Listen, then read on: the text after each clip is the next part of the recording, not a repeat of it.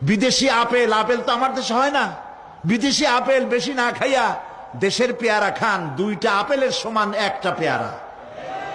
Coke 7 up ইহুদিদের পণ্য না খাইয়া 1টা ডাব খান।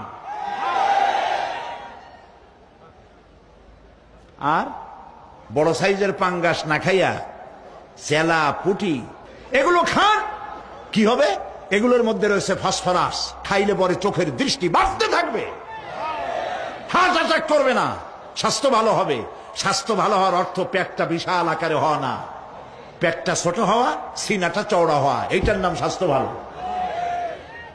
সেই জন্য আল্লাহ রাব্বুল আলামিন এই পৃথিবীতে মানুষগুলিকে সুন্দর করে সৃষ্টি করে তার খাওয়া, চলা ফেরা, ওঠা বসা সবকিছুকে একটি নিয়মতান্ত্রিক পদ্ধতিতে পরিচালিত করেছেন।